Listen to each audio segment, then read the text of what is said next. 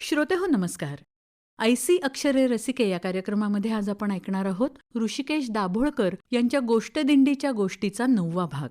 गोष्टदिंडीच्या दरम्यान आणखी एक गोष्ट अशी होती जी दोन्ही दिंड्यांमध्ये सारखीच होती. ती म्हणजे गावागावातून मला मिळणारं प्रेम. या प्रवासादरम्यान असे खूप लोक भेटले की जे आजही माझ्या संपर्कात आहेत. वेगवेगळ्या प्रकारचं काम करणारी, वेगवेगळ्या क्षेत्रात काम करणारी ही मंडळी.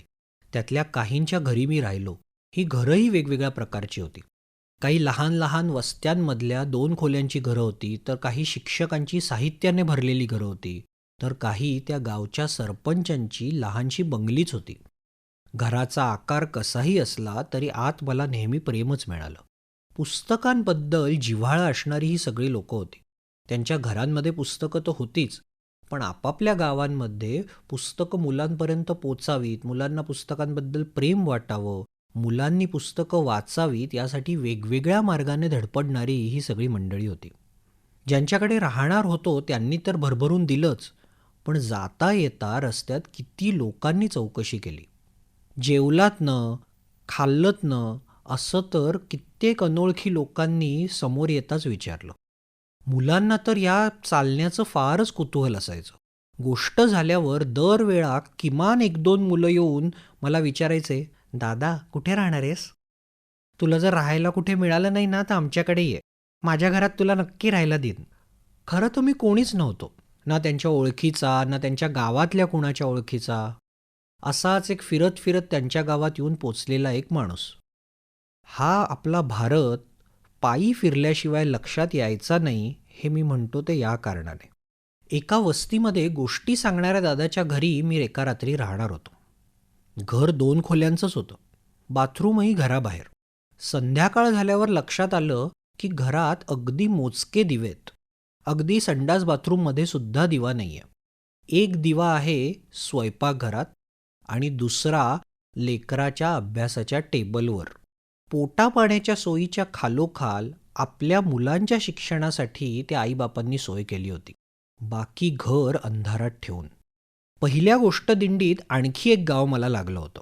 त्या गावातल्या लोकांनी मुलांच्या शाळाबाह्य शिक्षणाला पूर्णपणे स्वतःच्या हातात घेतलंय. त्यासाठी श्रमदानातून झोपड्या उभारल्यात.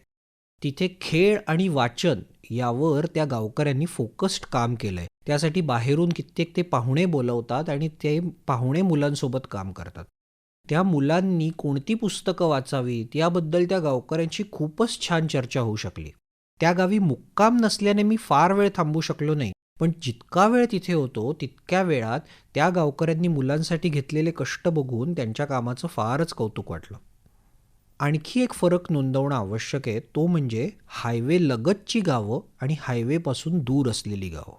हायवे म्हणा किंवा एखादा मोठा रस्ता म्हणा, या अशा रस्त्यांपासून दूर असणारी गावं अजून एकमेकांना धरून आहेत.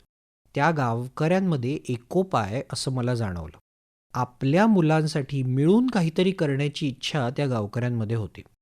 मोठे मोठे हायवे म्हणा, रस्ते म्हणा, सुबत्ता आणतायत, पण ती फक्त सुबत्ता आणत नाही आहेत, तर सोबत मी आणि माझ्या मुलांचं शिक्षण. इतका व्यक्तिकेंद्री विचारही शहरातून घेऊन येत आहेत की काय, असा काहीसा विचार मात्र माझ्या मनात नेहमी येत राहिला. ऋषिकेश दाभोळकर यांच्या गोष्टदिंडीच्या गोष्टीचा 9वा भाग आत्ताच आपण ऐकला.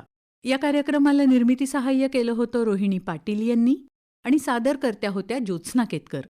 याचबरोबर आजचा ऐसी अक्षरे रसिके हा कार्यक्रम संपला. पुन्हा भेटूया उद्याच्या भागात. नमस्कार.